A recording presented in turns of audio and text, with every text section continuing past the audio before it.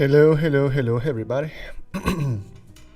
Still getting ready quickly. So yeah. I'll just try to have everything in front of me. If you are on Instagram right now, let me know. Can you hear the music? Can you hear my microphone well? Can you hear my smooth voice? I'm trying to just set up everything so I can have an eye on everything today, because that'd be great. We're pitting Skull today. And why are we doing this? Because we are participating into the Daily 5 challenge. That's a challenge where you paint a prompt for 5 minutes minimum, 30 minutes maximum. We're about to change that rule actually, and to have like a clause that you can continue if you want to, but finish is better than perfect.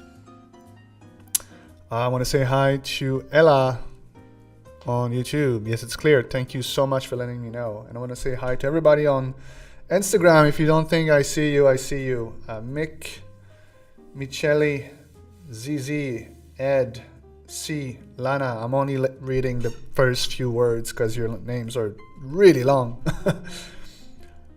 Art Gunter, Silent, Nico, hi everybody, hi.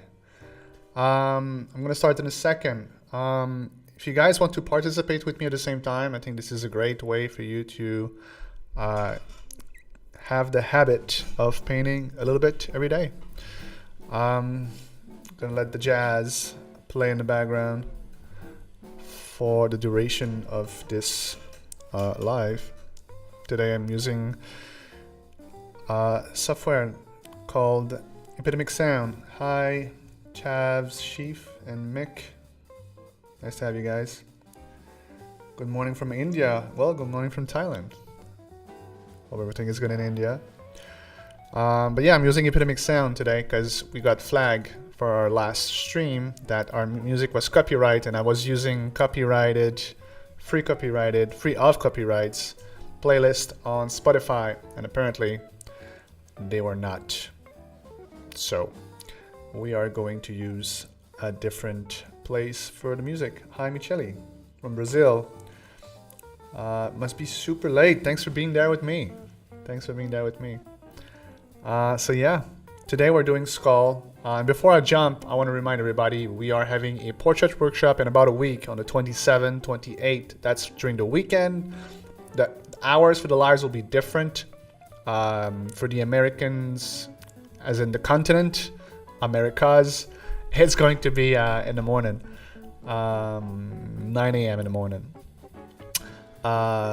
Europe, I believe, will be like around 4 or 5-ish in the afternoon, maybe, I think. And here it will be late-ish. When I say here, I mean Pacific Asia, Australia included. All right, let's just jump right in. By the way, if you want to have information about the Daily 5 and you are on YouTube right now, you can literally put !D5. This will give you a link to the registration page for the challenge. Thank you, ZZ, for the compliment about this call. It was super fun to draw. And today I would like to create maybe another one from that series. I have a few reference pictures here. I went on Sketchfab and got myself some different form of the skull. I could put that here so people on Instagram see.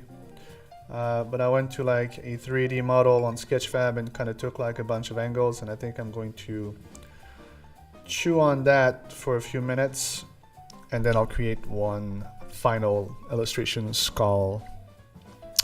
So yeah, I'll be doing that while I'm telling stories. If you guys have any questions, you let me know. Otherwise, I'll talk my way through as much as I can.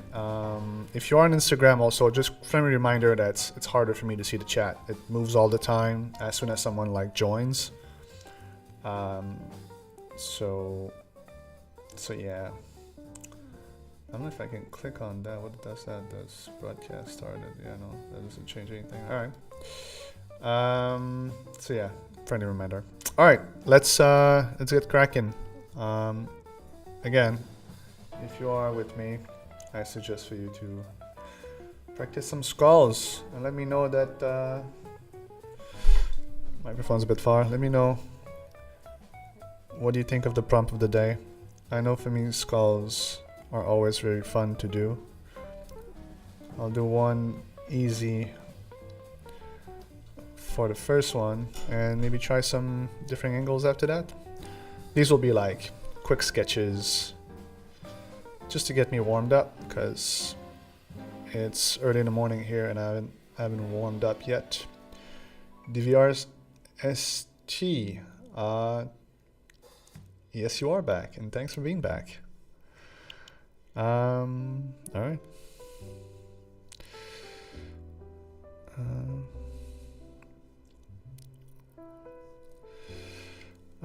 During the workshop on the 27-28, I'll be talking on how I like to paint with geometric shapes, and I'll have planned a few techniques to show you, a little bit like I'm doing right now,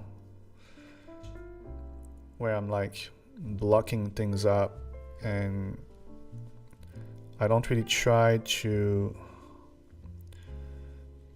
be realistic in my approach here. I'm just kind of focusing on shapes, triangles, squares, and things like that. It's also, I feel like, a little bit like freeing to paint like this. So there's that. The first day on the 27th, I'll be talking about sketching technique. And then the second day, it's going to be all about coloring. So you can pick your day or a 10th, both. 100% up to you. I'll be there for both. Yeah. And if you want to participate with me in this challenge all month of July, you can join the tribe. The tribe is our community at Paintable. And if you are in YouTube, you can do !mark Discord. I think it's going to shoot you a link. Otherwise, you can go in the description. And if you are on YouTube, I guess there's a link in the bio as well. I want to say hi to... Sorry, I won't be able to read that name. It seems to be Russian. Let me know if it's Russian. You are a very attractive man. Well, thank you so much.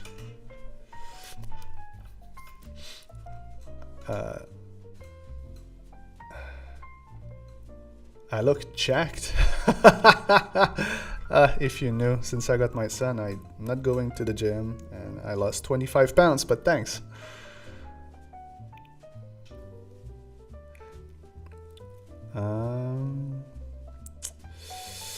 So yeah, shapes.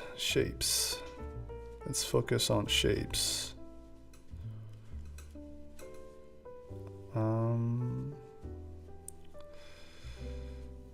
And I'm planning on not spending too much time on those because they're supposed to be just a warm-up.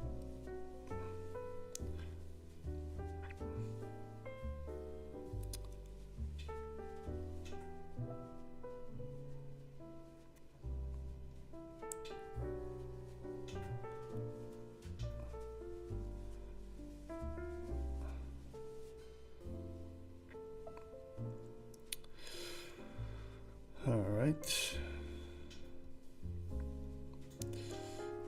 I think that's pretty good for the first one. Let's put that aside. And let's do another one. Again, I found my reference pictures on Sketchfab. If you're on Instagram, you don't see them. Here they are. It's a 3D model that just show kind of the planes of the skull, which is super useful. So you can go on Sketchfab. You can play with all these 3D models for free. It's pretty awesome. You take a screenshot and then it's the perfect ref to get started.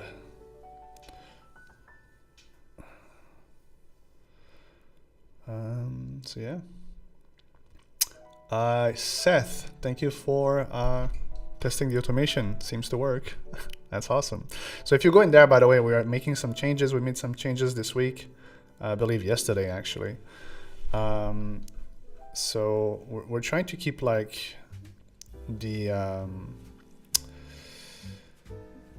tribe up to date with just the best way to communicate in there, because the idea is really to have like a community that is fun to be while participating into the Daily 5.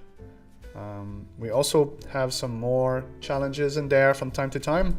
We will have the pumpkin carving challenge, which I'm super excited about.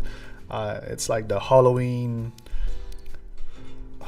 like theme challenge of the year that I absolutely love to do. It's not our most popular, I gotta say. Portrait challenges are usually a lot more popular, but I'm just a grown-up kid, so I absolutely love it. I'm looking forward to paint pumpkin with all of you. So yeah, there's that.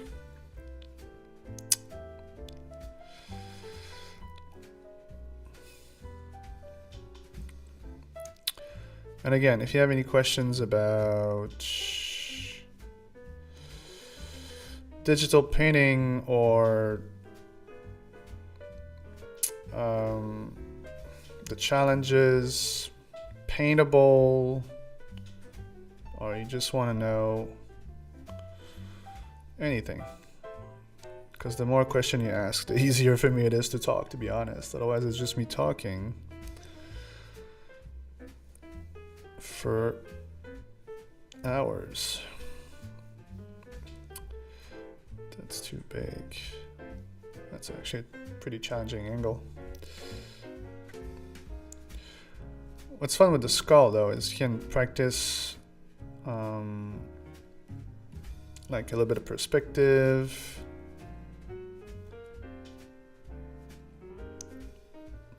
By keeping it like very geometric like this. Trying to turn it around. Which is pretty good. Here we have that hole.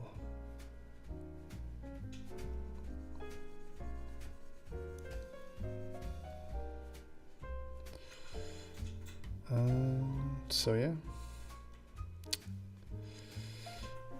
I saw a few of your entries this week for the challenge, and it's always fun to see you guys participate.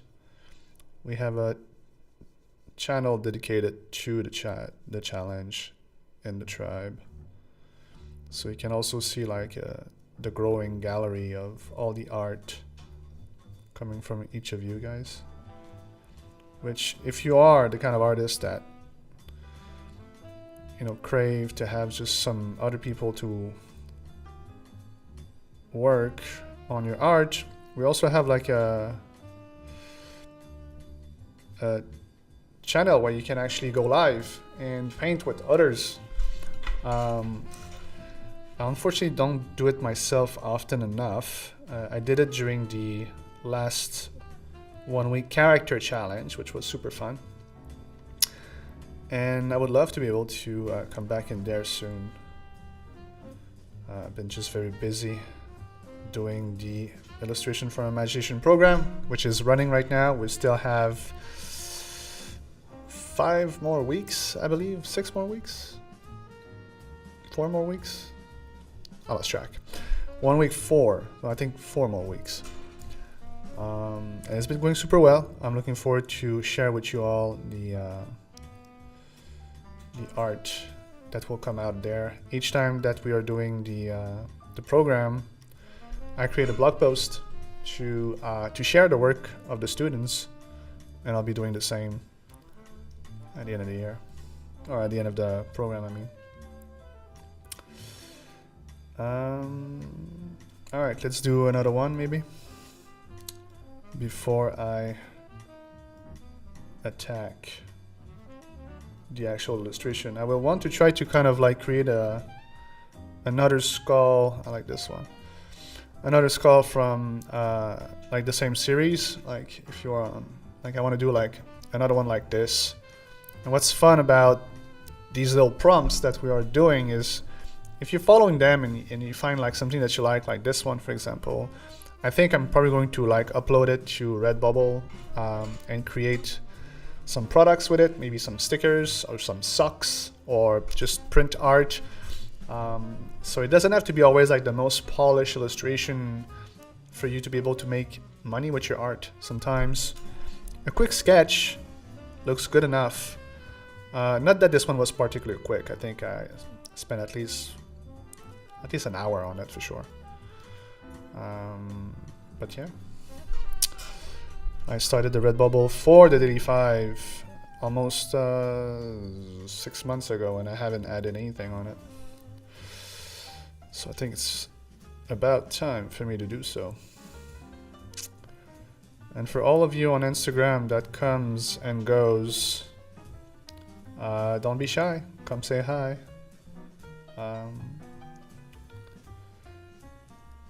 Let me know if you are a participant of the challenge as well.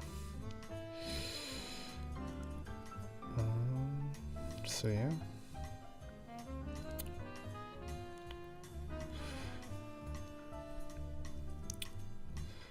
This is going to be a very tough angle for me.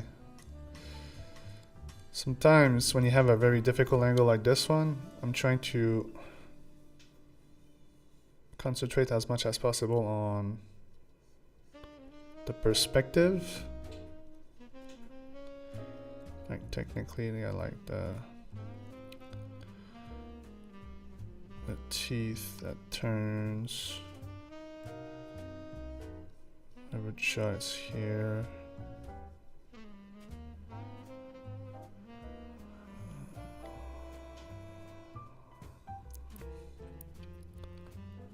And then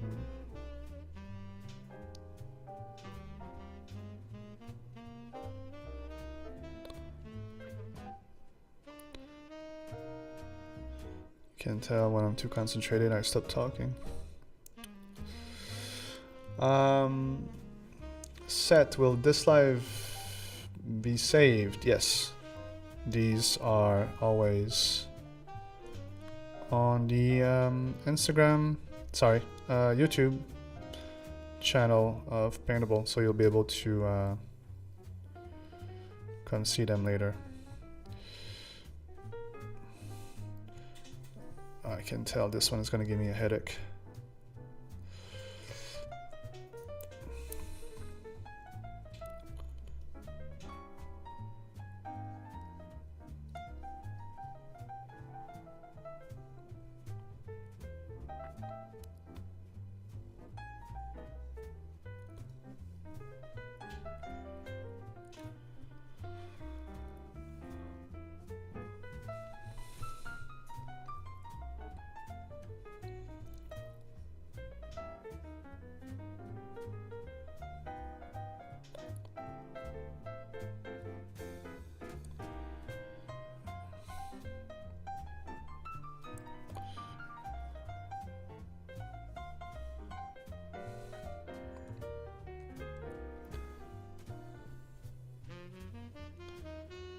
G. Tough. I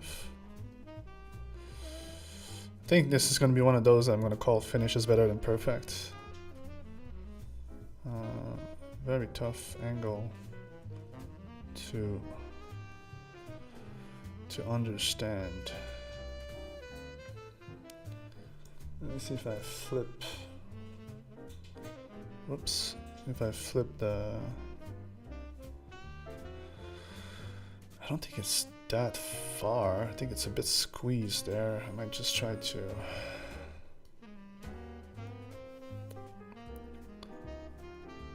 move that around a little bit.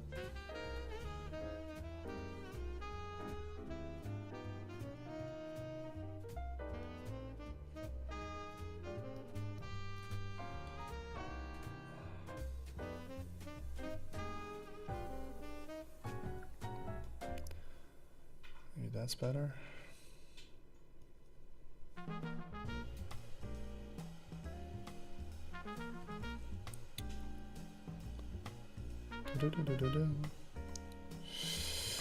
All right, well, finish is better than perfect, and this will be good for the warm-up. I'm not going to do the single for the illustration of today, that's for sure. Tough.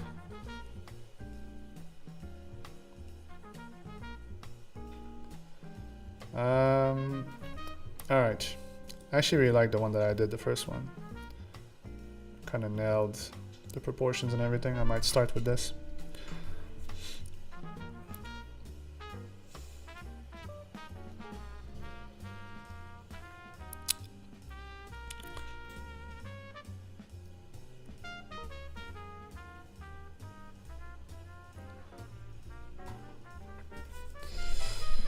All right.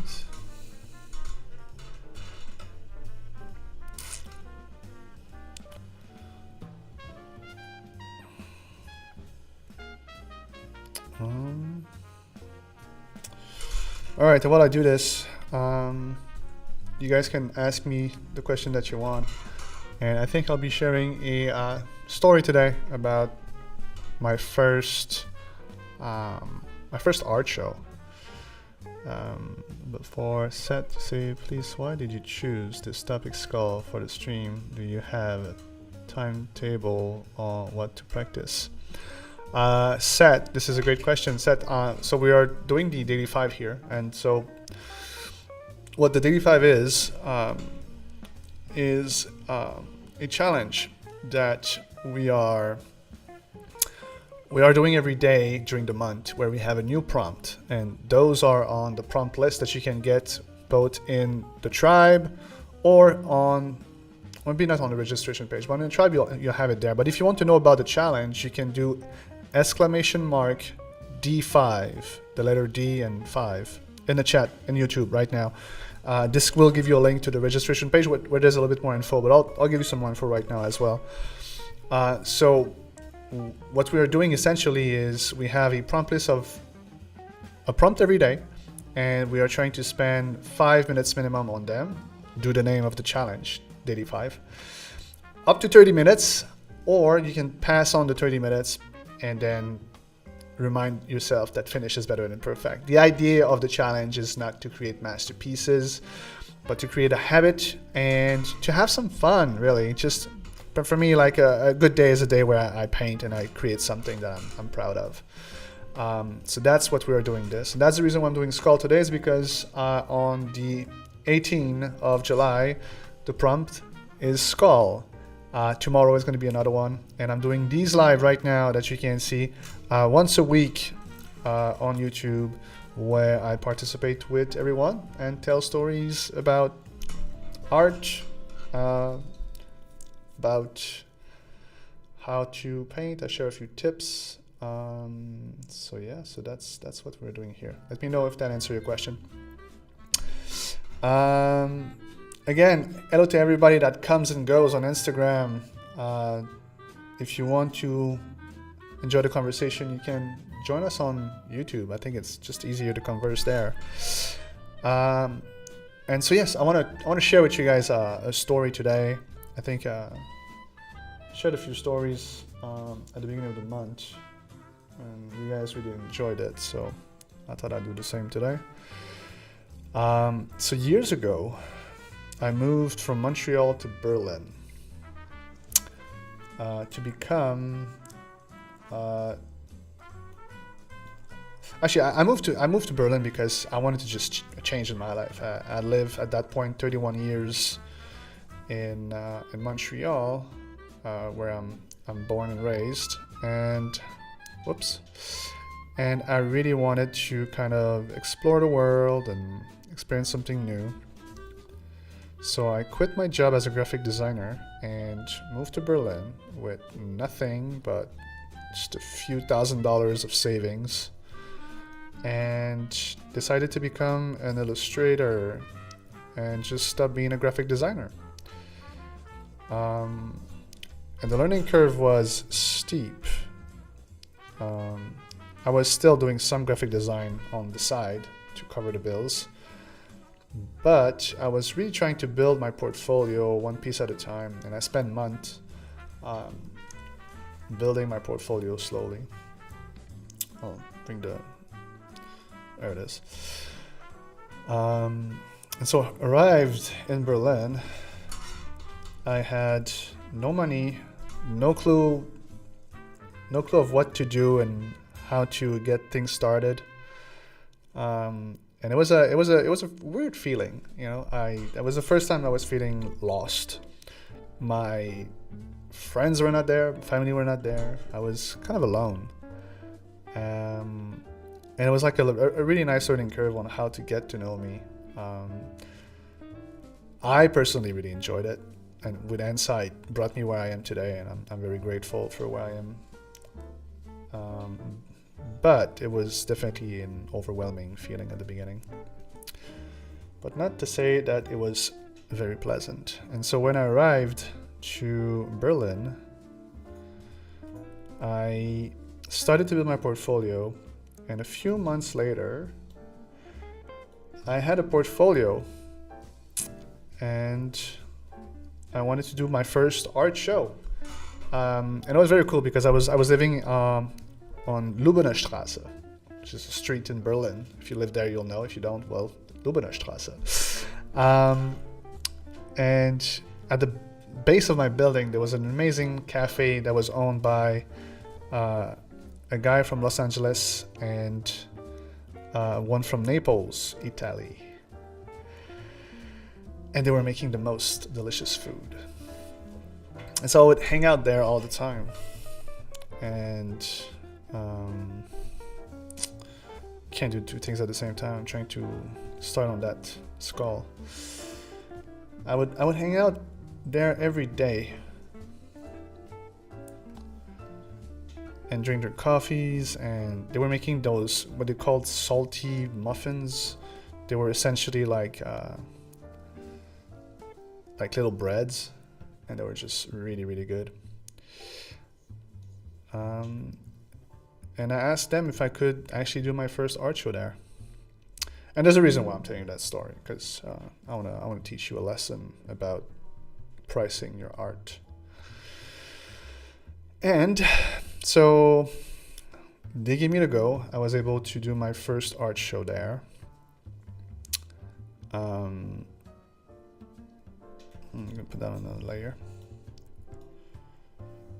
And so I printed all my stuff, found some very nice frames, and invited everyone that I knew, which was not a lot, because at that point I've been there maybe for a year, so I knew some people, but not a ton.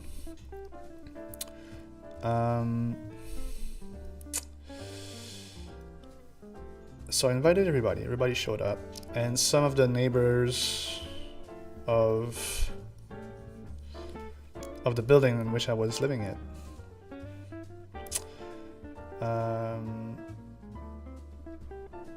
Sorry. Trying to read, draw, tell stories. That's skills that are very hard to do.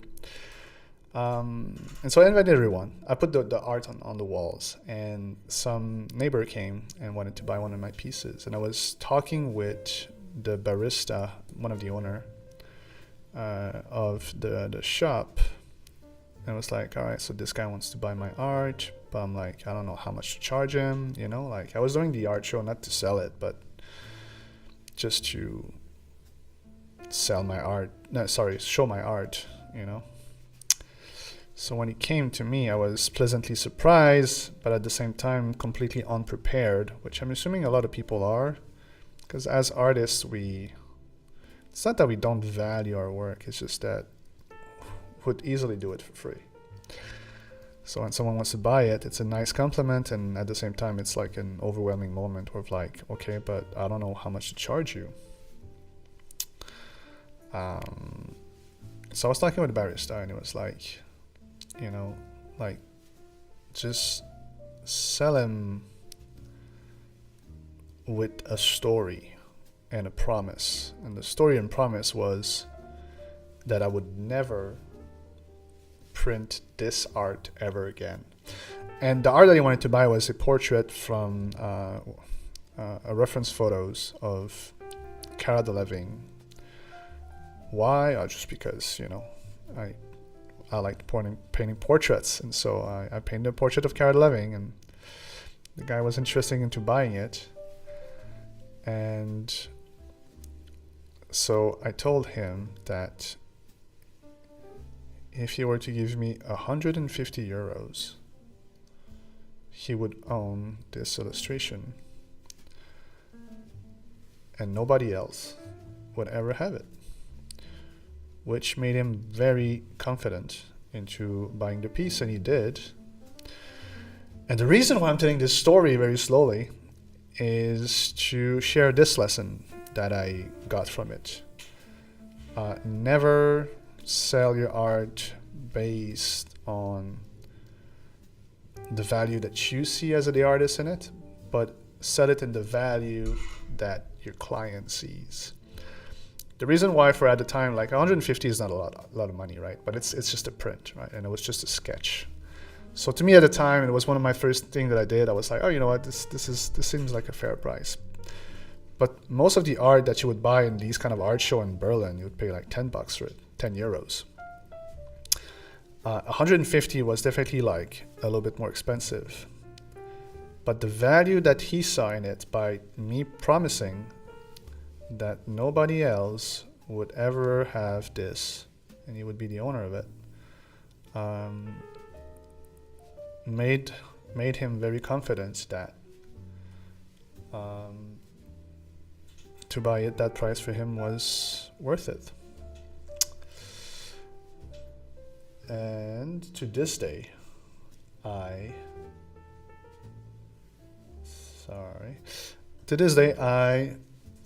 never printed another copy of it.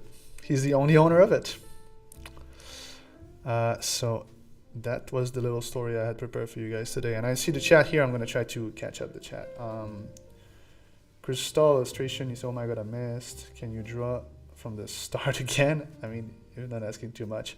I will not start from the start, but if you are coming onto YouTube, Crystal, you'll be able to see the replay later.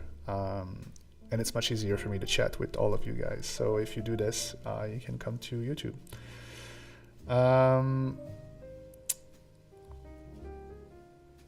Yeah. So yeah, just letting everybody know. And I had such a great time in Berlin.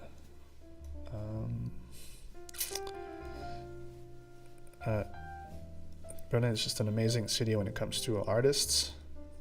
It was very free. So I did only one art show when I was there. Actually, I only did one art show, period. After that, I started to teach into a co-working space. And that was the beginning of Paintable. After that, I started to teach online and created Paintable, and the rest is, as they say, is history. So I'm trying to learn, take the lighting from the reference photo that I have, but at some point I will want to create the same style as this one. So I might modify a few things afterwards. For now, I just want to add just the basic kind of values to the skull.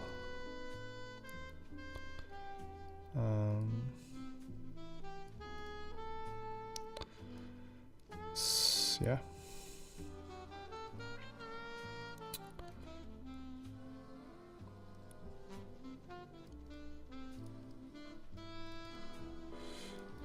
And if you are with me, please don't let me talk by myself. You can ask me a question, and how about you share with me if you already had an art show, or if you're planning on doing one, or if you would like to do one, and if you have questions about it. I don't have a ton of experience, but I can definitely help with this. I did more art show as a graphic designer than I did as an artist, but an art show is an art show at the end of the day.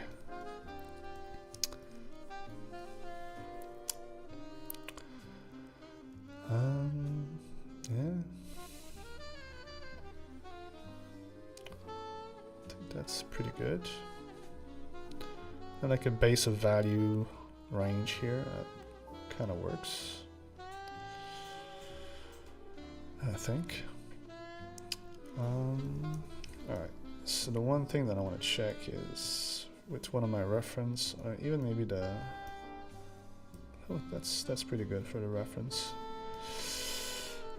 I think I'm going to add some hue variation now before I add some details. Dibas says, first time joining your live. Well, then welcome. I hate to say I think it's better if you go on YouTube, because you'll see more of the screen and more of everything. But Instagram is a fun place to be as well. Crystal, any reason why you switched from graphic design to art? Yes, there is. I was looking for something more creative.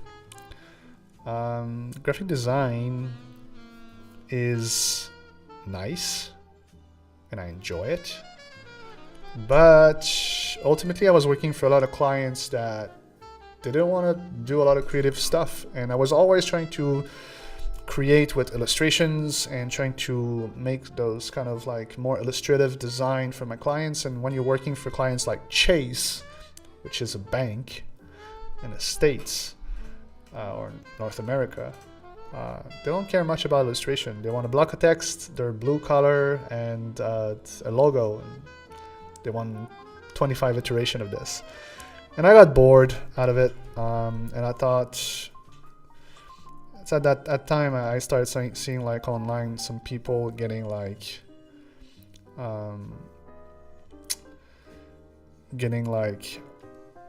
these digital illustration, and at the time I didn't know what I was looking at. I was just seeing like, oh, there's something different about this art, like what is it? And digital art was already on the market. It was not very new necessarily, but it was not mainstream as it is today, especially with like things like the Procreate that really just changed the game, made it like a lot more affordable for people to get a software that is, I think, is very much considered professional at this point. But nonetheless, there was a switch that was starting. It was like starting to be shown online, and I kind of fell in love with the way it looked, and knowing my way around a computer, it made it just easier for me to just think about, all right, you know, maybe I could try that. So I bought my first Wacom tablet. It was a bamboo tablet at the time, a very old one. It was silver gray, and I started to doodle for months, trying to learn the craft. That's how I started.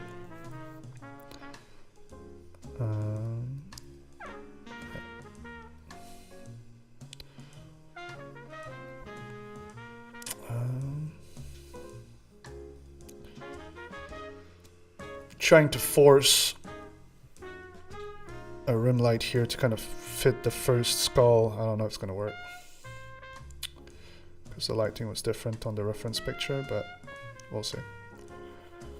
I see questions on YouTube. Ella, what's the simplest way to have clean line art? I want to say hello to Ruru and Night Sky. Thanks for joining. Simplest way to have clean line. you know what? I don't have clean lines still to this day, and I'm a professional artist. I've been doing this for years. I have cleaner line than I was doing when I was, you know, a younger artist. But the secret that I'm using for me is I use multiple sketches, which I'll be teaching during the workshop that happens this month, 27, 28. If you don't want to miss it, there's two ways. Be sure to be on my newsletter list, and for this, all you have to do is to download any of my brushes. This will add you to the newsletter list. I'll be sending an invitation to everybody. And if you want my brushes, you can comment on YouTube, !D5, !D5. This will give you a link to the 85 challenge, on which there is a link for the brushes. That's the best way to not miss it. Because for the rest, yes, you can use things like smoothing on Photoshop that kind of like makes less little dent in your lines. That definitely helps. But really the best way that I found for me was to create multiple sketch. And I'll show that in detail on the 27th, which is the first day of the workshop, all about sketching. Debas on Instagram. I will definitely look into YouTube channel. Do you have brushes or patterns for thick paint on Photoshop, probably for sale? I got free brushes, like I just said. I don't have patterns for thick paint though, but we have the portrait brushes that we give for free. It's 10 brushes that I use for pretty much all my portraits, and we have the 85 brushes, which can be found again on the registration page. And if you're on Instagram, you can find links for these things in the bio. Usually I have those kind of automation. I'm using ManyChat. It's a very nice software that allows you to put comments like in YouTube, but I don't think it works with the live on Instagram because I'm bypassing things to make sure that I'm live.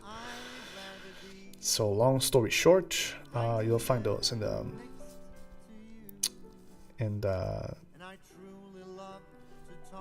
bio on Instagram. I'm gonna switch that song next. All right, let's get back to that skull, shall we? So I have my basic lights. Probably going to add some hue. Yeah, I wanted to add some hue and saturation, inspired from the one that I had. I think for this I'm going to use a overlay and maybe a multiply later on. But just, yeah, adding some just different little hues. I don't have like I'm not following light patterns for this. I'm just kind of painting at some places, looking if I like the effect of it.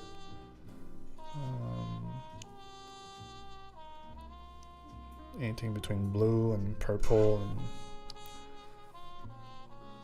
orange, maybe some pink.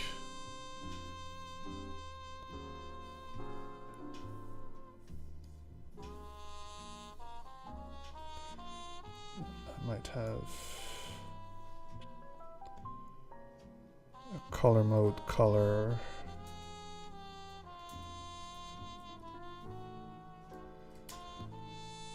And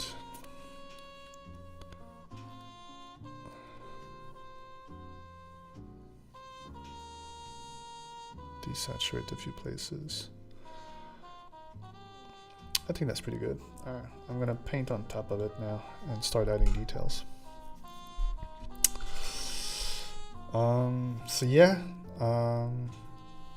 my first art show story. Hope you liked it. Ruru say, sorry, I don't know if this is a good place to ask, but do you have any tips for those who are first starting out in art industry with little to no work experience? Yeah, of course I do. So, like, the tips that I have for you if you're starting in the art industry is, first of all, is to find the niche in which you want to work in. No matter if you want to be a freelance artist that does book covers, or a concept artist that works for big movies, or being some sort of a YouTuber, social media like superstar kind of thing. You have to first know where you want to go. That's the first thing to do. And then you want to probably just start finding like who is doing it already before you. If there's something that I learned doing Paintable and becoming a business owner, is that there's always someone somewhere that did it before you, and you should always look at what they did before you start messing around and trying to do it for yourself. Because I'm like that. I love to kind of jump head first, and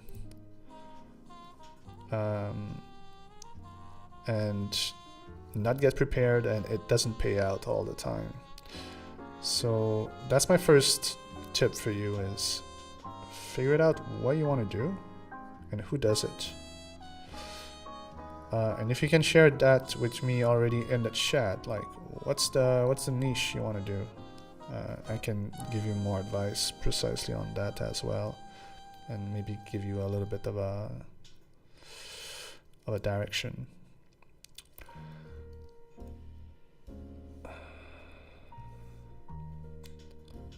Oops. All right. So I'm merging like a couple of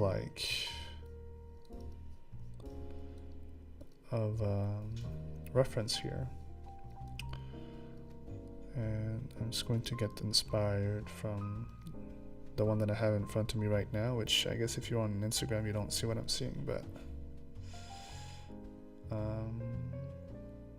want to say hi to Akazam, Artist26.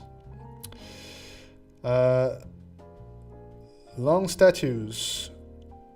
What's the major difference between Procreate and Photoshop? Because I don't use Procreate. Should I stick with PSD, or should I Procreate in terms of productivity? You're right. Thanks. Well, thank you guys. Let me answer that. Sorry, I'm just going to scroll down. Personally, I prefer Photoshop, and it's certainly not because of their ethic with what's happening with AI. Unfortunately, all the companies are transforming into evil bastards. Sorry. But I'm using Photoshop because I was a graphic designer before being an illustrator. I know Photoshop more than anything. It was a natural fit for me, and that's the reason why I stick with them. With that being said, Procreate is great, but doesn't have the depth that Photoshop has. A lot of things that you can do as a graphic designer with Photoshop are useful with illustration. You do have a lot of it though. Like you have like the liquify tool and stuff like that. You all have that stuff on Procreate these days. And most of the stuff that I use on a daily basis, Procreate has it. But like shortcuts are easier with a keyboard. Okay, you can get a keyboard also for your iPad, so I guess that's also covered. So they're very similar is what I'm saying. And yet, I don't have an example precisely to give you right now, but Photoshop is just more powerful. There's just more stuff you can use with it. You can expand the way you paint. But if you're doing like painting as a traditional artist, which is, like you take a color, you take a tone, you take a value, you paint it, and then you stack these to create illustrations. Procreate has all the tools that you need. But if you're already on Photoshop, I wouldn't suggest for you to switch to it. I do have both, because I teach and some of my students have Procreate, and I want to be able to help them. But any software will help you get where you want to be. It's not about the software, it's about the techniques at the end of the day. Joe Parrott, how do you mix colors to create orange out of red and yellow? Do you mean like what I just did with this one? I was using an overlay layer, if that's your question. How do you mix to create orange out of red and yellow? How do you mix out orange and yellow? Sorry, John. Are you asking like, as in like on a digital medium, how do you create colors to mix them? Because it would be the same way as traditional. You just put them on top of each other and you mix them. Just as simple as, here, let me show you. You take a bit of red, you take a bit of yellow, you take that yellow, you just put it there, and then you take that, and boom, you got your orange. That's just the same way. It works the same way. Let me catch up with the chat real quick. Crooks Ashes, welcome back. I had that same type of bamboo tablets. Boy, those were the days. Yeah. I feel nostalgic and a little bit stupid. I should have kept that tablet. I don't know what I did with it. And Ru, thank you for answering. I'm looking into VizDev within the video game and our animation industry. And I look up for artists like Angela Song. I don't know Angela Song, but now that I know what you want to do, when it comes to VizDev and concept art and all of those things, following artists, I don't think will cut it. If you really want to get there and you want to get there fast, I would try to take a course. There's so many great courses now out there that will give you like the base, and I don't know where you are as an artist. I don't know if your skill sets are ready to attack the working market, but even if they were, taking classes as a professional artist should be a thing that you do on a regular basis. So I would try to see if there's already someone that you look up to that does this exact kind of work that you could learn from. And once you have that, I would definitely just go take their classes. Like, the phrase or saying self-taught artist has been glorified a lot. At the end of the day, what a self-taught artist is an artist that doesn't follow a curriculum made by a big institution. But that doesn't mean that they're not looking at classes from other artists to learn the techniques that they need to learn. So that would be my 2 cents about it. I would try to make sure that you have the knowledge that you need right now so you don't lose time, because the industry is changing so fast right now with AI. I don't think in any way it's going to replace the human touch, no matter if it's working with AI. Like, I don't think AI alone will replace any artist, but it's just changing so much that the faster you jump on the train, the higher your chances to get where you want to be.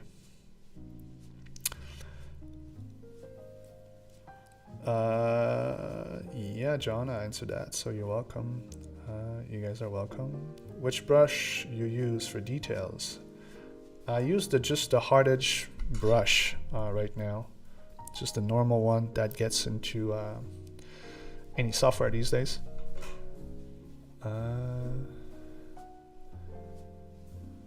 Rian, have you used Krita? Have you used Photoshop for many years? I have used Photoshop, and I am slowly working my way over Krita. I haven't used Krita. I got some great feedback from it from other people that used it though. And if I were to start over and not have the Photoshop knowledge that I have today, I would go towards either Krita or Clip Studio Paint. I would try to use one of those that it's not a subscription-based software, but you just purchase the whole thing. Also, Krita, both Krita and Clip Studio Paint have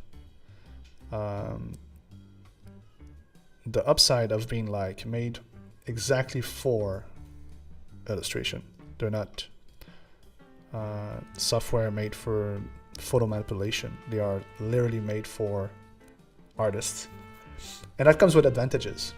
Like the developers are thinking about how to create those tools to help artists. So yeah,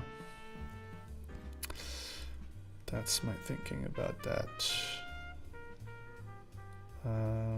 But I haven't, I tried Clip Studio Paint a little bit, but not a lot. We have Pic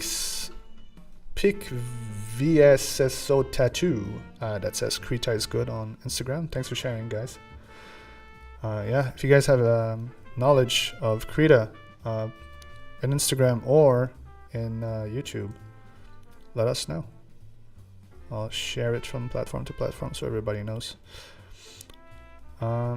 Taking my sweet time here. I'm trying to both match the previous one that I did with this one, but I'm mixing like a few references here, so it takes me some time.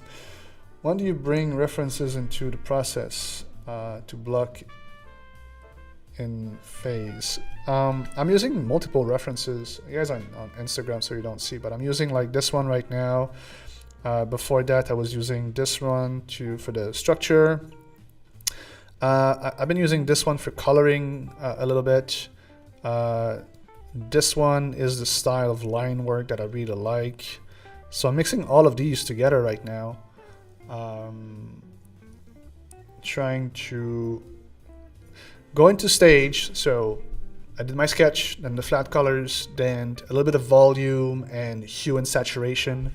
This is my steps for coloring, which I'll talk in great details in the workshop that comes next week on 27, 28.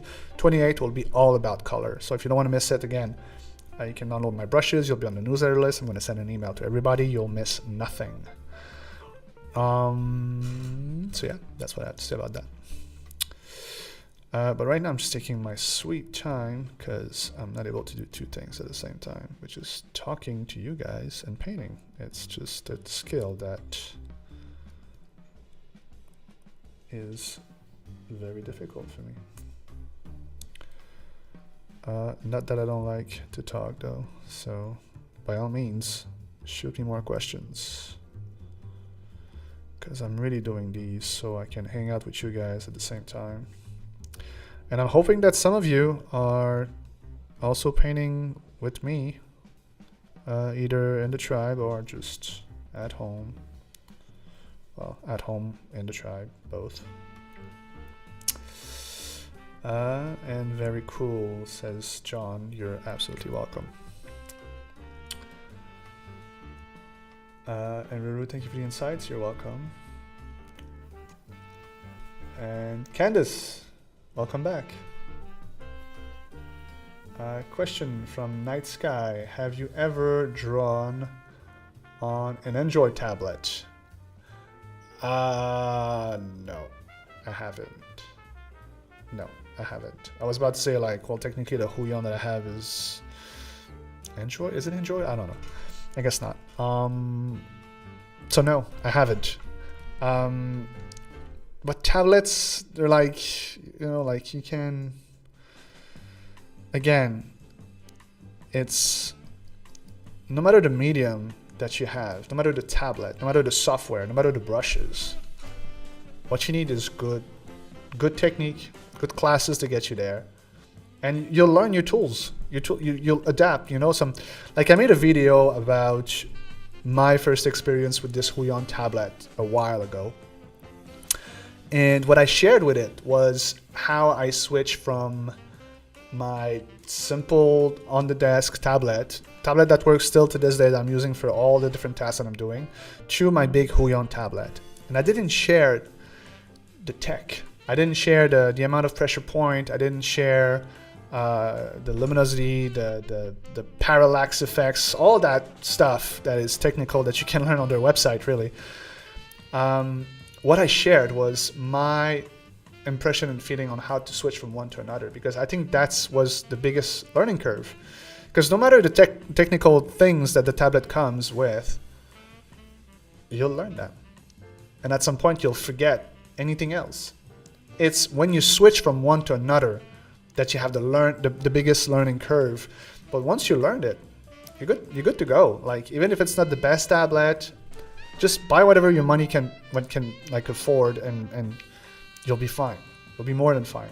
Like the first bamboo tablet that I purchased, it was crap, but at the time, it was perfect. You know,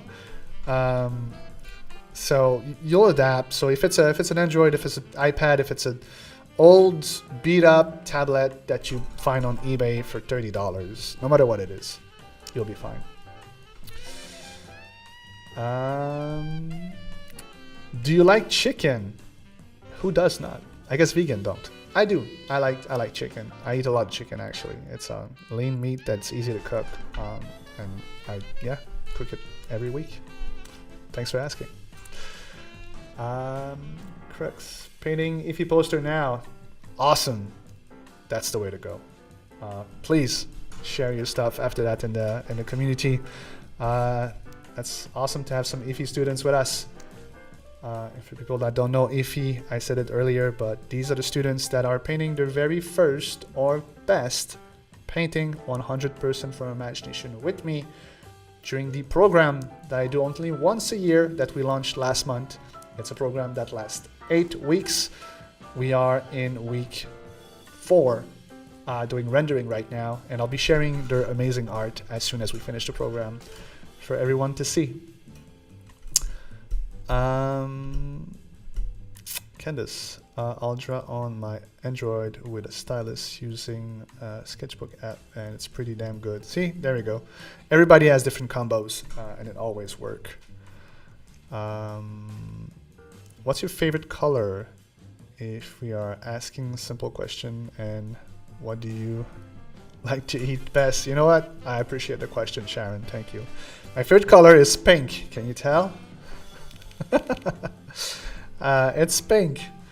It's funny because it's not a color that I wear too much, although I have a few shirts that are pink, but it's just, especially for art, I don't know, like pink has always been like up there. I really like it. We have a few automation popping in. These is for reminding of the DPA, the DD5, and the tribe, for people that are wondering. And what do you like to eat? I'm having actually problem with my stomach. I'm born with a defect that makes my stomach just, it doesn't keep the acidity into it. So I get a lot of heartburns, basically. So I'm trying, now that I'm almost 42, I'm trying to change my whole ways of eating, which is eating smaller quantities and trying to be mindful of longevity, especially now that I'm a father since last year. I would like to live a long, healthy life. So I like to eat everything and anything, and I have a huge craving for fast food and sugar that I'm fighting all the time. Because I'm also someone that really likes to do sports, like a lot, and going to the gym a lot. So I never really had a problem with weight, which resulted in me eating pretty much anything that I want and not seeing a bad effect, but now I'm feeling a bad effect, which means that my insides are basically telling me to stop eating crap. So I'm changing that slowly.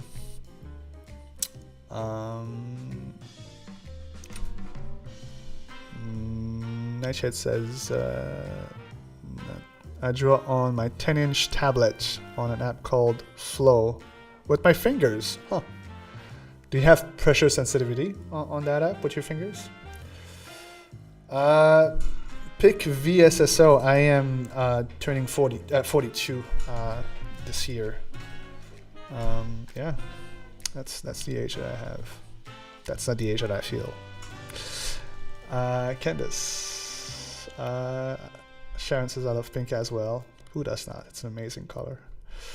Candace, what's the best color you find for your bone coloring? I tend to go ivory. Yeah, I mean, yes, if you want to do realism. But sometimes I like to just kind of experiment, like I've been doing with this one, with the pink and everything.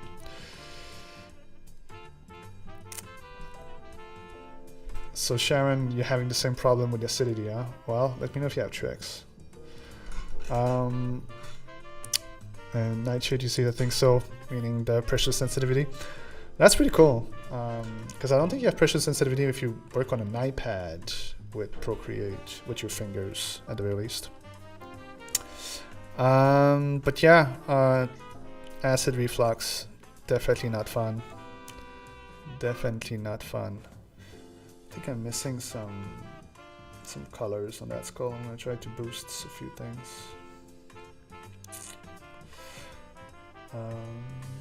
Yeah, I'm on anti-acids now every day. It's been like I don't know, 6 months.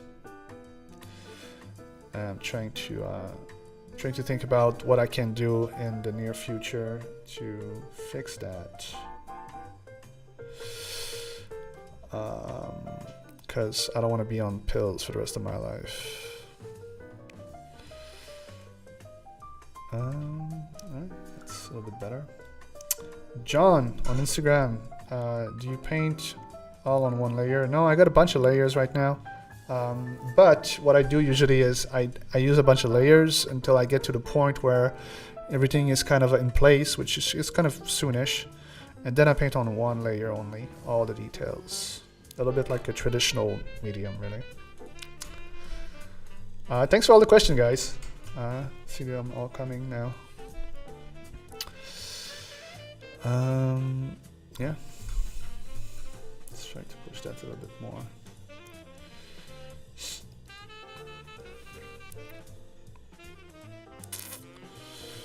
Yeah, and I'm forcing myself to not go into details right now, which has been my downfall for the past few days. I know I've been talking about this the last time we saw each other, but every now and then I have a moment in my life, career, artistic journey, where I'm testing some new things and I kind of get lost in the flow. And it's been happening to me a lot these days, where it's like I'm not following the same steps that I do all the time, and I questions every step that I'm doing and trying to get to the next level, basically, if that makes sense.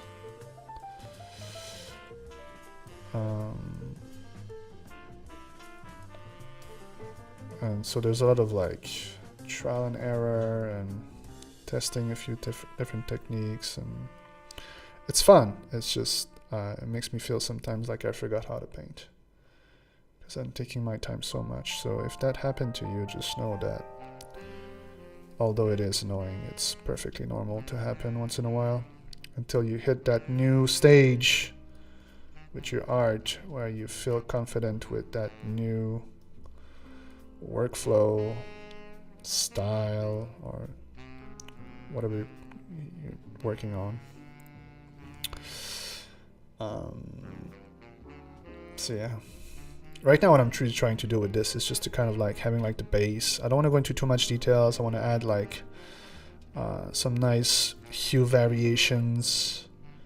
I may or may not add teeth later, and if I do, they might be like very stylized. But right now I don't want to go into details because I don't know, things are not there yet, and sometimes fighting the urge of adding details will pay off because it make things just less complicated to understand visually.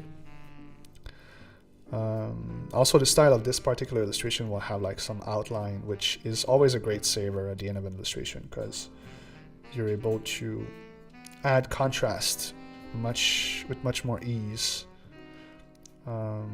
when you add an outline at the end. And I started the illustration with like a very stylized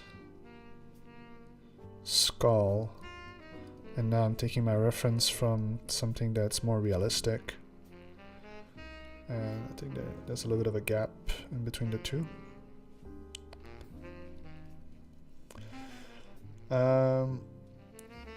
Can I draw along and share on Discord? Yes, you can. I won't look at it right away though, because I'm concentrating here. But you can definitely share it, and I'll be happy to check it out later.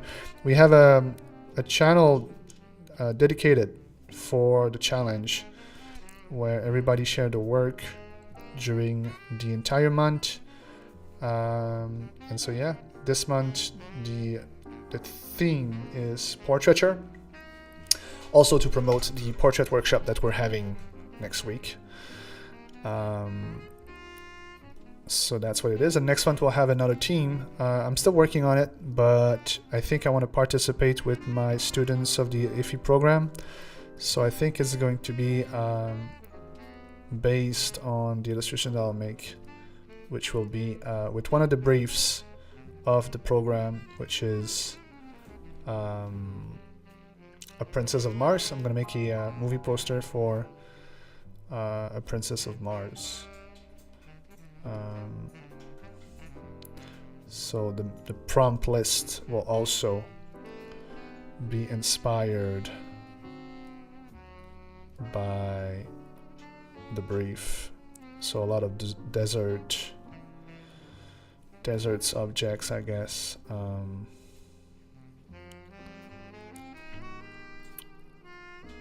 Yeah.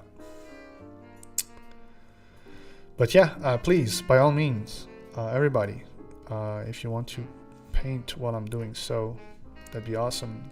I initially wanted to do these directly into the community, and I had to stop myself just because I'm trying to also get some new eyes on my work, and I want people to know about Paintable. And when you're doing a live within the community, I only target the community. But when you're doing on YouTube, then you are open to the YouTube algorithm, which will bring you some more eyes from different places. But I would love to find a format where I can also have some exclusive content for the tribe, because I love to be in there as well. I try to always spend a little bit of time in there every day and see what's happening, looking at the art that the participant of the challenge are posting is super inspiring. So if you are in the tribe already and sharing your stuff, by all means, please continue. Know that I am watching you.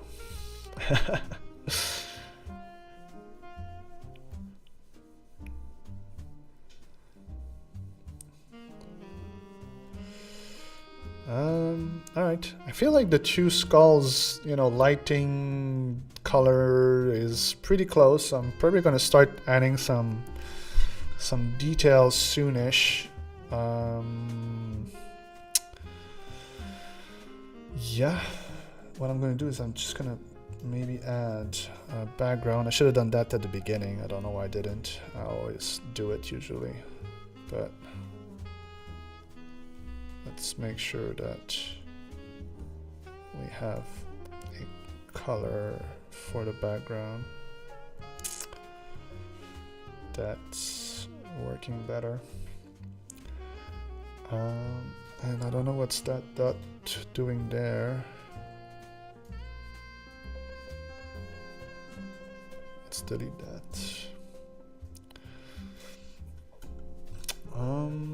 So yeah.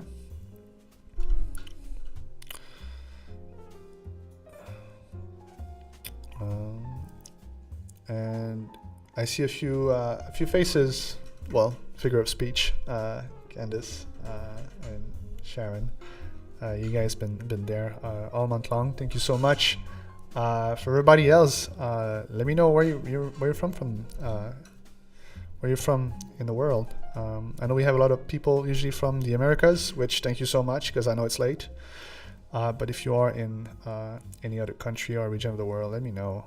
I'm always curious to know what works best. I promise that as soon as I move out of Thailand, I'll have these sessions at different time zones, so I can catch more of the European students and followers of the channel, because I want people to be able to attend those. John, Canada. Oh, well, fellow Canadian here. I don't know if you knew, I'm Canadian as well. I am from Montreal, French Canadian. What am I doing? Oh, I'm not on the right layer. Thanks for sharing.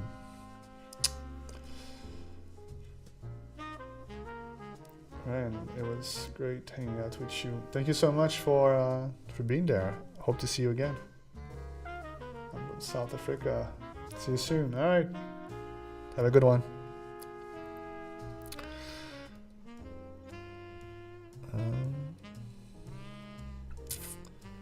Ruru, Canadian as well. Oh, Canadian in the house. That's great. And Sharon say, Canadian nomad. Sorry, digital nomad. Currently now in the Atlanta, USA. Moving to NYC in a few days. Oh, New York. Love it. Why staying in the States though? Is there a reason? Or because I know for me, when I was able to travel with my computer to do art, I wanted to go further away. I wanted to go to Asia. I did Bali for 6 months. I was in Berlin for 2 years. I did Colombia, parts of Europe. Is that something that interests you as well? And John, you say Toronto. Awesome. We're actually close by. Crooks, America, but this time is perfect because it's my drawing time while my kids are in bed. I salute you, my friend. I know. I'm getting to know that the golden hour for us is not like at 6 and 5 when the sun goes down. The golden hour is later when people are sleeping.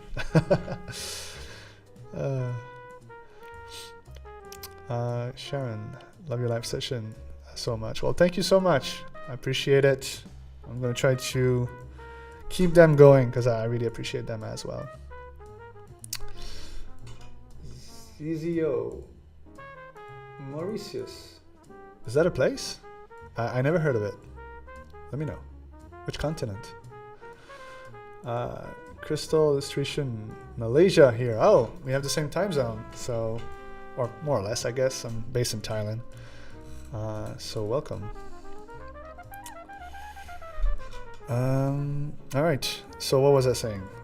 Let's add some details to this. All right. And for that, I'm gonna try to get those two like closer together. So I can. This is the original one that I did to get me started, and I'm trying to get like just another one that kind of fits the same.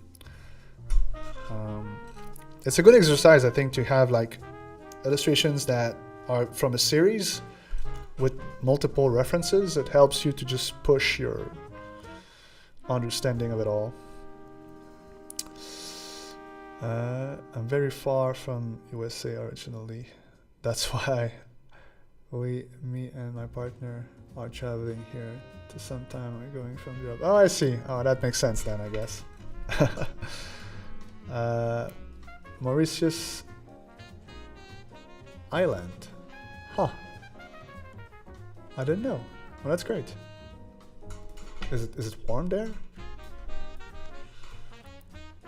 Is in Indonesia, isn't it? Oh, there we go. Very beautiful place. Oh, I never visited. I guess I'll have to at some point. It's a small island in the Indian Ocean. Oh, well, thanks for letting me know. All right, let's add some details to this.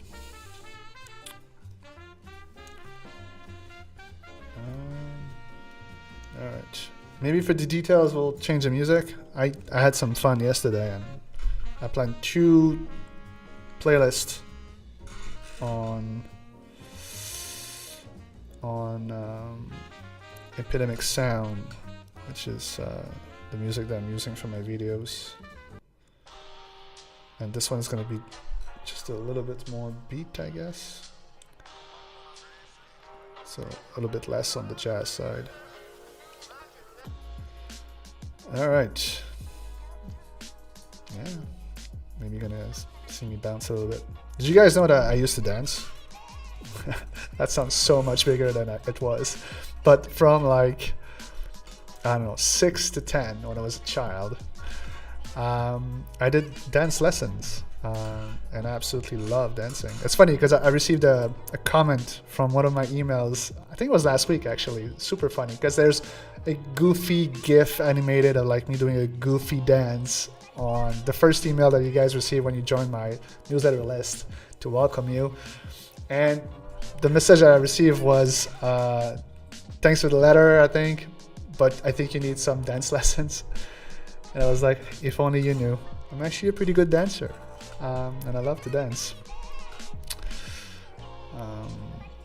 That's actually one of the things that I was telling my team after that, because when I first met my wife being Colombian, she didn't know that I was able to dance, and I was able to surprise her showing my salsa dancing moves. Now, I'm not a professional salsa dancer or anything, but I was able to hold my ground, so I was pretty proud of it. Proud enough to tell the story years later.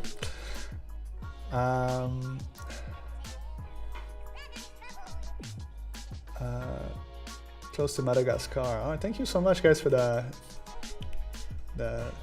location of the island. I had no idea. Candace, I make jokes about as American as it gets, since I'm native First People. And that makes sense. You're definitely as American as it gets. Yeah, I agree with that. Crystal, do you have a tutorial on how to draw live on YouTube like this? Like your camera setup, which software you use, etc. I do not have a tutorial about it, but I can tell you what I'm working with. I'm not going to go into too much detail though, because that gets super specific and I want to concentrate on this illustration. But I have a lamp right here to help me, because light is definitely one of the most important things that you'll have. I have a more decent camera. It's a Canon E05 or whatever that means. At least that's what's on the camera. You say I don't even know my tech. I'm working from a laptop. It's an iPad, an iMac. I have one of those little things to help me with my tablet. It's a Huion tablet. The microphone is a Rode microphone. I'm using OBS, which is a free software to go online. And that's it. It's not that complicated. It just requires you to do it a few times to get used to it, and then find your groove of talking and painting, which is intimidating, but after like a few minutes within the live, you kind of forget, and you're like, all right, you just concentrate on telling stories and painting. And these are really meant for telling stories. I'm not trying here to like teach necessarily. I'll be doing the teaching on the portrait workshop though, but I want to do these daily 5 sessions with you guys to just be with the community and live what I've been preaching, which is if you paint a little bit every day, your growth as an artist will be exponential, even if it's just 5 minutes. So that's what I'm trying to do with these. And even though I'm just doing it once a week, I do paint every day. and I encourage you to do the same. Question on Instagram. Sukastilos. I like your work. I want to know what criteria are when choosing a monochromatic color palette. Criteria? I don't know about criteria, but for this one, technically this is not a monochromatic, and let me tell you why. So there is a misconception when it comes to monochromatic, and I spend a lot of time on this illustration today actually making sure that it's not monochromatic. This is an analogous color scheme. And let me put a top layer on top of this and put that to color mode, and I'm going to use a brush here, and I'm going to use one single pink color, and this is monochromatic. There's only one hue here. This is not. See the difference? Now, that's me being purist. It is a monochromatic. I mean, you know, there's pinks, but there's pinks and purples and a little bit of orange and reds, and there's like subtleties of grays, and that's what makes a good quote unquote not monochromatic illustration. It's all about the hue variation. You know, when you think about light, and I'll be talking about this a little bit during the workshop on the 28th. Be sure to be there. 27, 28 workshop on YouTube. Free workshop about portraiture. All that to say that I'll be talking about it. There is a lot of subtleties in the light, subtleties in the colors that comes with the light. It's not just about thinking about what's the color of the object. It's also thinking about what's the lighting that goes on it, and what's the color of the light that goes on it, and what's the object that the light bounces from the side to side that goes on the object. And all of these little things creates hue variation that brings life to an illustration. And there's simple tricks to do those things. How often do you live? Do you live? Ask Dgozen 222. Said looks great. Thank you so much. I go live every week now. I would love to do more, but that's all I can do right now as I'm a new father. But I go live every week. It's always at the same time. It's at is it 9? No, it's 9 here. So it's I lost track now. Is it 10? Is it 9? It's my 9 o'clock morning on Thursday, which is Wednesday in the States. Is it an hour later? I think it's an hour later. So it's like 10 ET. I don't know. I keep putting the wrong time everywhere all the time. I don't know. I should look at the time before I posted it. But if someone somewhere can help me with this, it's when is it? Where are those? Because it's my 9 o'clock, which I think it's an hour later, 12 hours. So it's like 10 p.m. It's 10 p.m. Eastern time on Wednesdays every week. I think that's the correct answer. Someone is in the chat with me, and can you confirm that? That'd be awesome. Sorry for not even knowing. But yeah, every week I'm trying to do this just because I love it. Really, it's a good time. I get to paint. It's much slower than if I was not with you guys, but I'm not blaming you for that. That's for me to get faster and get better. And so right now I just want to add some few details to this illustration, trying to match the illustration that I did before, and added a few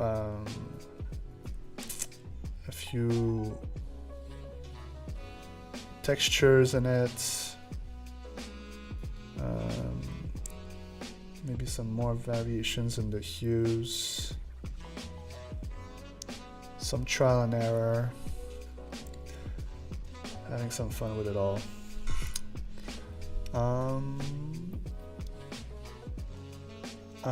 Candace, all right, folks, I've got a late meeting. All right, see you, Candace. See you next week. Did you remember to post my daily this week? Absolutely. Post your dailies. We'll have a look at them in the tribe. And thanks for coming, Sharon. We are. It's 11:27. Yeah, so exactly. You're an hour later, so that makes sense. Perfect. Thank you so much. Candace, Central Time. So yeah, all right, that makes sense. So I was right. It's on Wednesday, 10 p.m.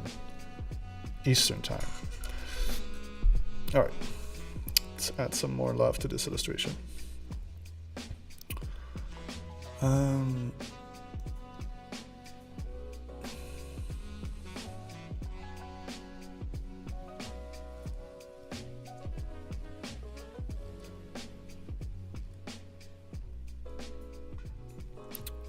It's crazy how adding just a few like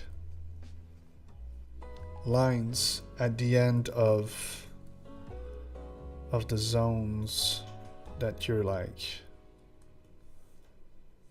rendering just helps with like adding some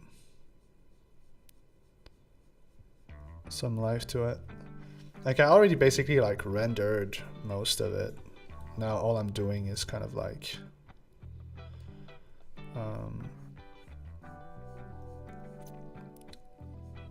it's like soften up the edges, but with textures, essentially. And a good morning from Chiang Mai to you. I want to say Cyclo Vest Drawing. For the people that are with me on Instagram, we're also on YouTube, so if you're wondering who am I talking to, it's the YouTube people.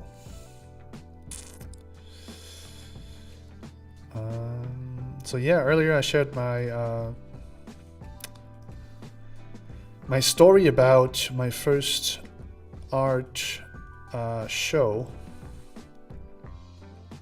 and I was asking if you guys already had an art show. I didn't see any answers, so I'm asking again. Or is that something that you would like to do at some point? How much time would you recommend on a practice painting? That's a good question. John asking that on Instagram. John, it really depends on what you're doing.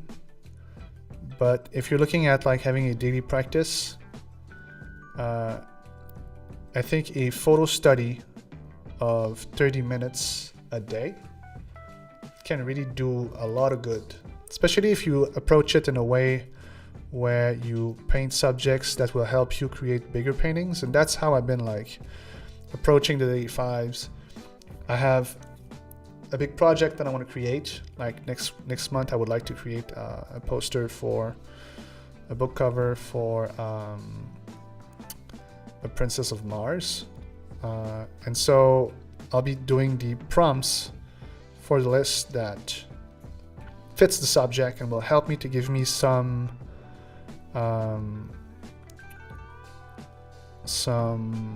practice, basically. So for example, we're doing portraits this month, and we have a portrait workshop, and the idea was for everybody that wants to participate in the portrait workshop to spend the entire month practicing portraiture, because this way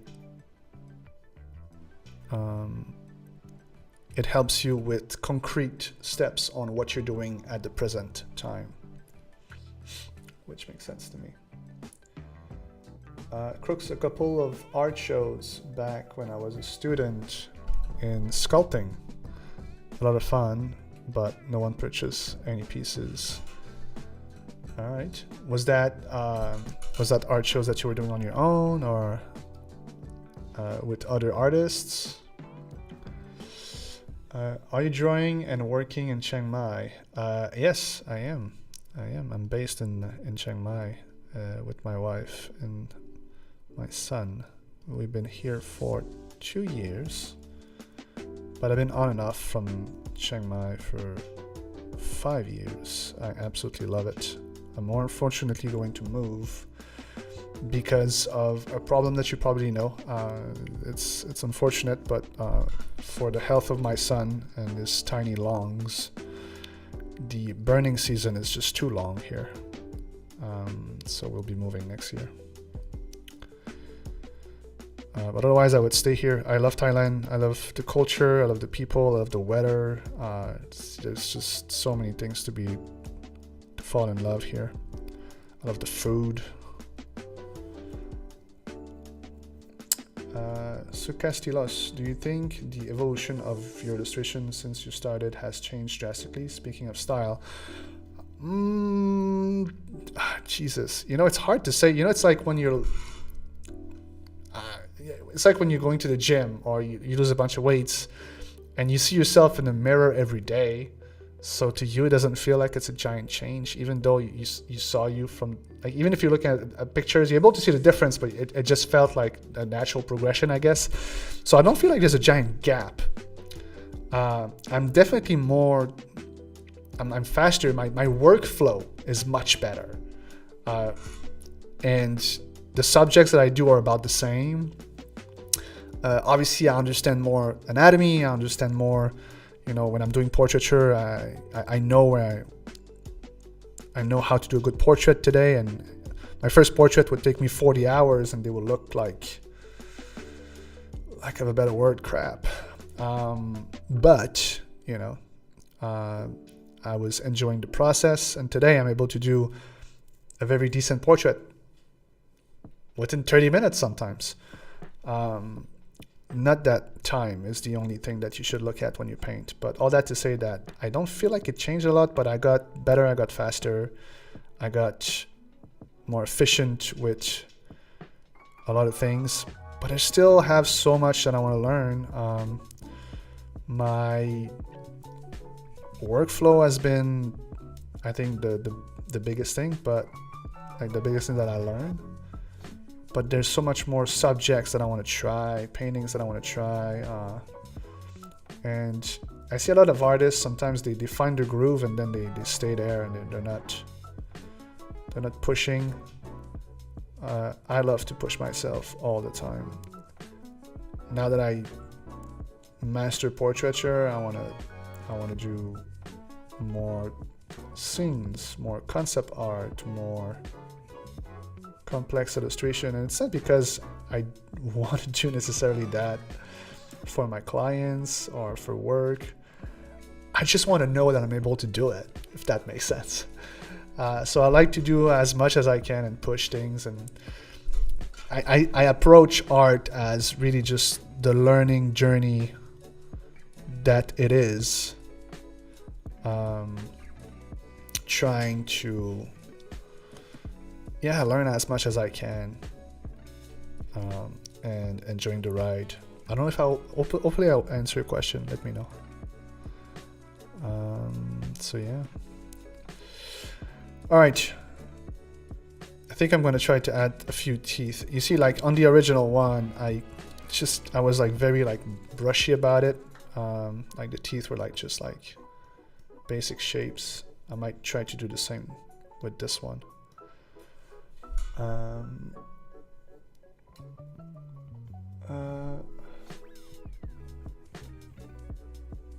Crook says, through my college at the time, yeah. They did art shows for students, pieces from every different type of media. Yeah, I did a few of those for graphic design as well. I really enjoyed them. I had good memories of it. Graphic design, though, was really just to showcase the work that we've done, so there was no sales to be done as well. And Suka Stilos, thanks, practice is the key of being faster. No, sorry to say. The key to being fastest is workflow.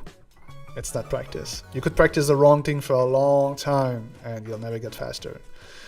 If you have a good workflow from the get-go, that's when you get faster. And that's the biggest thing that I teach in both Illustration for Imagination or in the Digital Painting Academy, is how to apply foundation skills to the things you want to paint with an efficient workflow that will help you grow as an artist.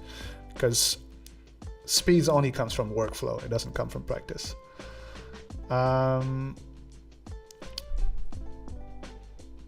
C Club's drawing. Happy to hear that you live in Thailand. Please let me know. Let's catch up. Yeah, you know what? I've been thinking about at some point maybe having like a get together with artists. I've been so busy with my new life as a father. One of my university mates recommended your channel to me for drawing. I just graduated from AFX from university in Bangkok, but looking for an extra classes in drawing. Oh, that's amazing! Congratulations on your graduation. You can definitely start by joining the tribe. This is the free community that comes with Paintable. If you do in YouTube channel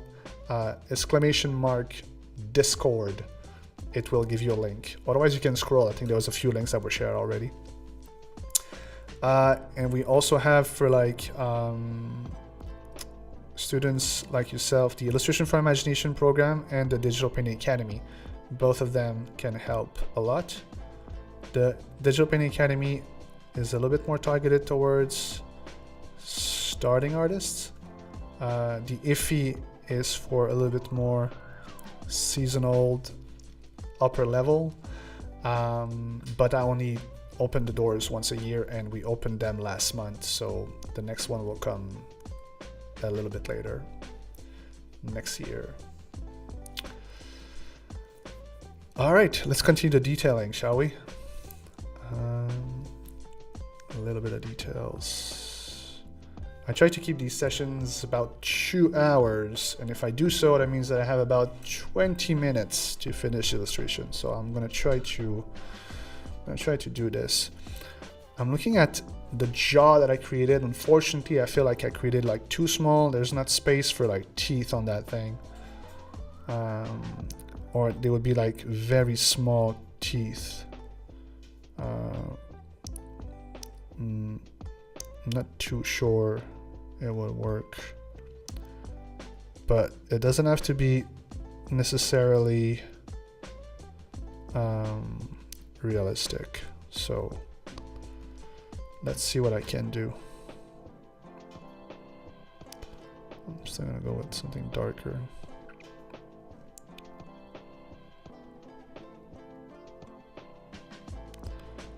I think that's gonna have to do for now. I think I can add some volume to those maybe.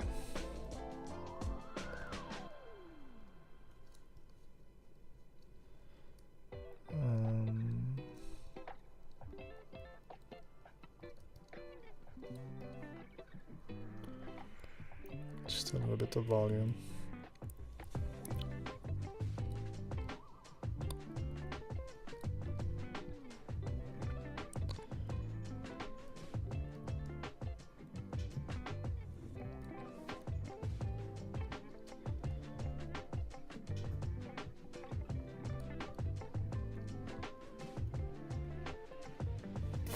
And I'll be adding some hard lines to bring back the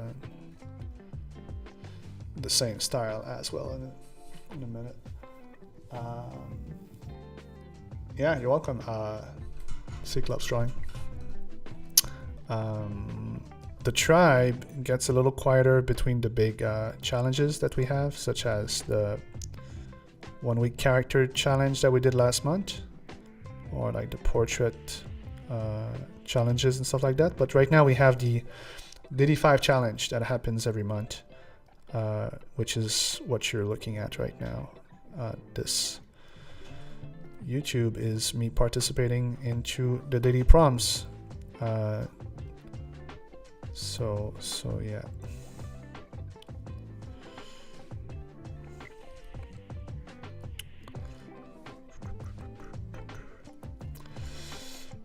I'm not gonna add too much rendering here.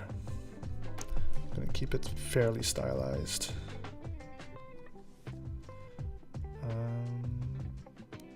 That's fine for now, I think. All right, looking at the original, I know I played with the colors, so I'm going to take all of the layers that I have right now, put them in a group, and then duplicate that group and then merge that group, and then I'm going to use a color, a curve blending mode. And I'll show you guys what I'm doing on Instagram and Photoshop at the same time, because that's a really cool trick. I learned that trick from Ross Tran. That's Ross Draws on YouTube.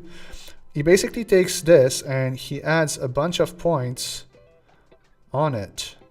All of these points will basically have the control over a precise range of values. The one at the top are the very high values. The one at the bottom are the very lowest values. And what he does is, I'm gonna attach that just to the skull. What he does is he just move each of them and see if there's like a combination of value that can be just slightly moved, and it creates some cool stuff. And that's what I did for the original. So just small changes. It moves the, once you have like enough value on your illustration, it moves the values around, which creates these kind of like cool effects. And I think what I also did is I took another one after that. I'll try to get it's I took a selective color, and the selective color, I moved this to black. You see, someone was asking me earlier, like, what's the differences with Photoshop and Procreate? That's one of them. Like, you don't have selective colors adjustment on Procreate, for example. And that's just for like the dark colors, and then I can even add some magentas to them, and it's just to make sure that I don't have like very dark colors. I'll put that back where it was.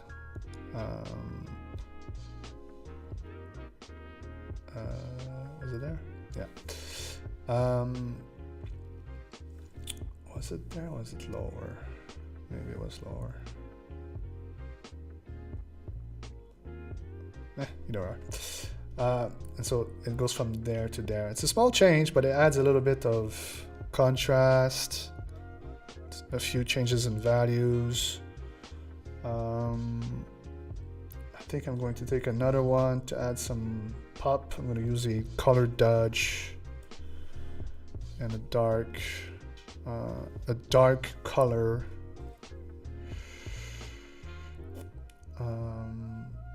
With a pink. I'm going to paint in a few places. This is going to kind of mimic a little bit of, whoops, a little bit of subsurface scattering.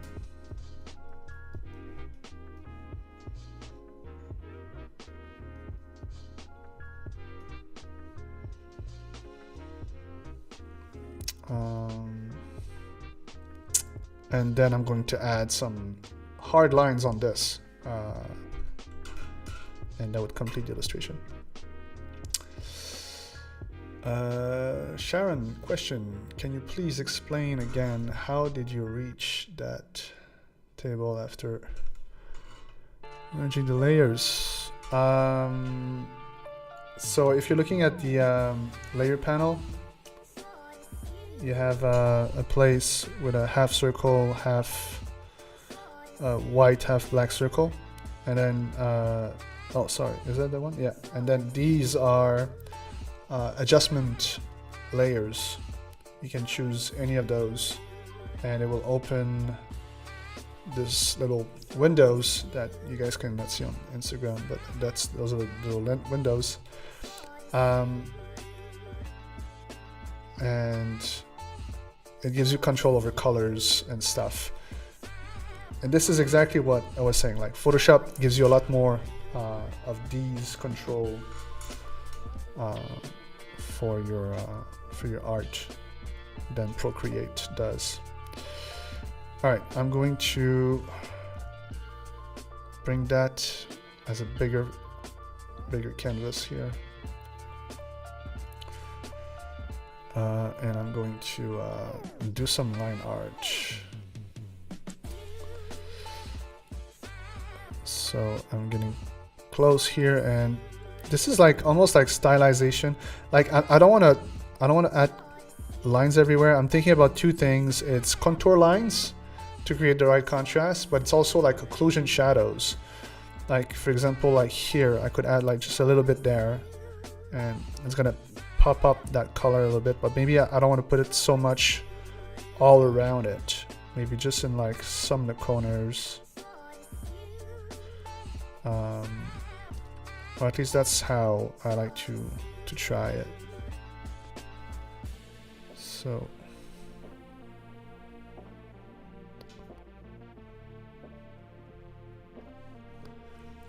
and I try to keep an eye in my other screen to see the effects that I'm creating with this.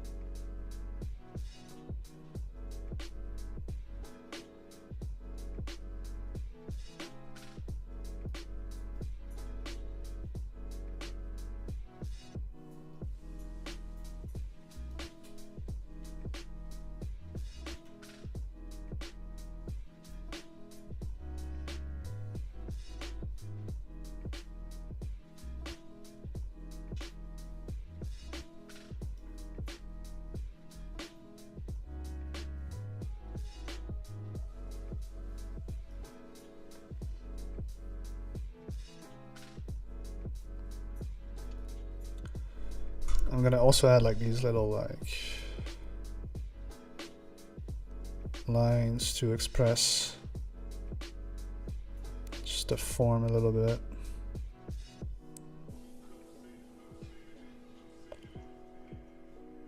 They're almost like cross contour lines, but not really at the same time. Just these little,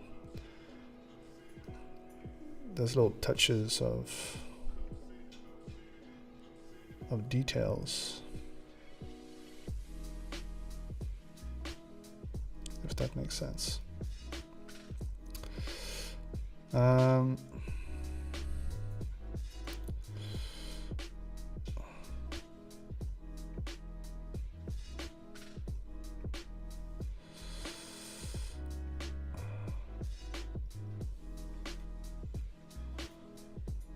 think they're pretty close. They're not exactly the same, but you can't this and this. They're kind of close-ish. Kind of like this purplish color for the outside. It's kind of interesting. And I will add in a second. I will add the heart, which I'm not sure where I'm going to put it, but definitely needs a heart.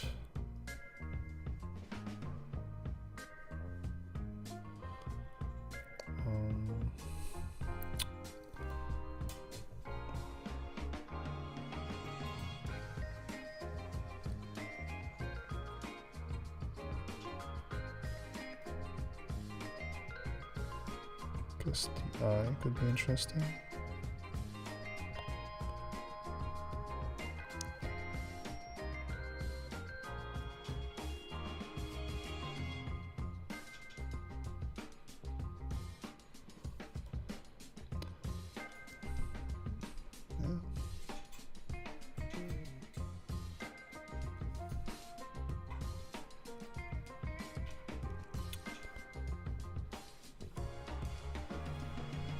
That's pretty cool.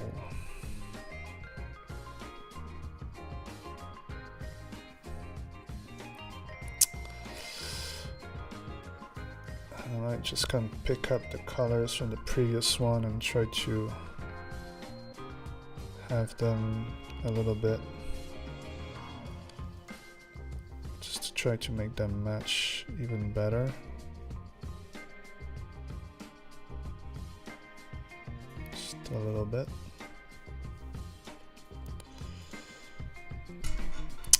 You're welcome, John. Thanks for hanging out with me during the live. I appreciate it. Next week we are doing, I believe, curly hair. Can someone confirm that if you are participating in the challenge? Because I don't have, so I don't like this. I don't have the prompt list in front of me. Like my outline, I want to keep it like as much as possible, like very like squarish, to add like a little bit of a like a structural design to it.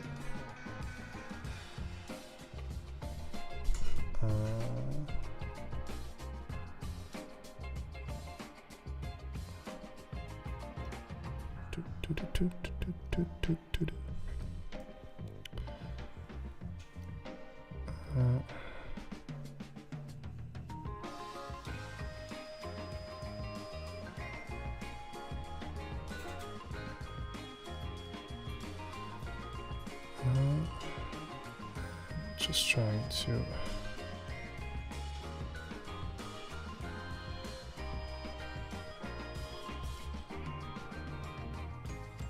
adding some more details.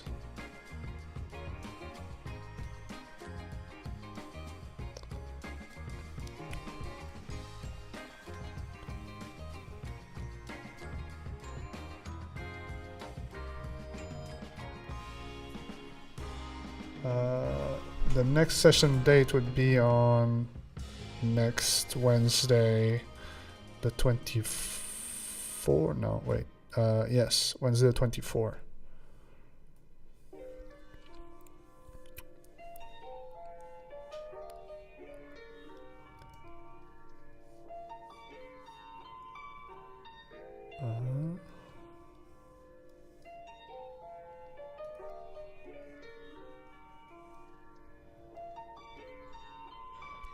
I think it's missing a little bit of that orange that I have on the other one. I don't know if I'm able to add it and to make it fit a little bit. Maybe on the teeth could be interesting.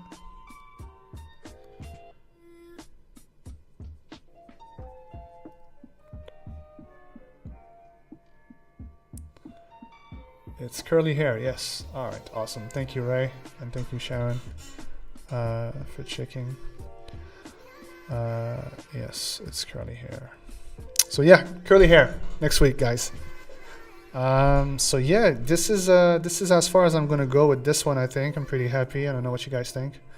They kind of match, so that's good. I think I could have added a little bit more of like details and love, but finish is better than perfect, especially for the DD5. It's all about enjoying the process, enjoying the momentum, and keep on the momentum of doing a little bit every day. You don't have to spend 2 hours like I just did talking to some people online. You can do it in the comfort of your home. 5 minutes, a little sketch is enough.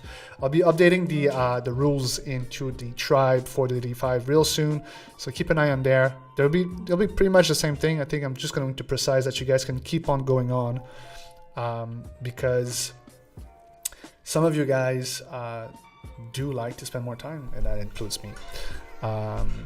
So this way everybody will be served. I think I'm just changing the shape here a little bit would be better. Just having a little bit more of a shape could be interesting. But yeah, I'm pretty happy with this. So now I have two. I'll see if I make another one and maybe create some sort of a pattern, like I was saying, to bring on red bubble. It could be interesting.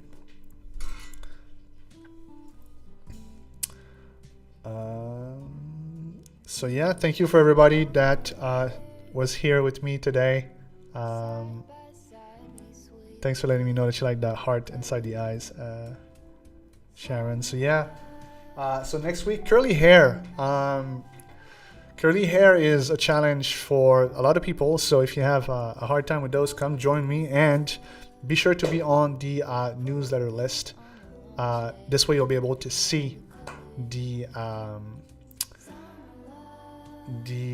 step-by-step process that I'm using for my sketches and for my coloring that happens literally next week on the weekend, 27, 28. So have a good day, guys. Thank you so much for hanging out with me, and I'm looking forward to continue doing these as I'm having a ton of fun being with you guys and painting. Be sure to participate in the D5. Keep up the momentum. Keep painting. Keep doing art. And I'll talk to you soon, guys. Have a great one. Happy painting. Talk to you soon.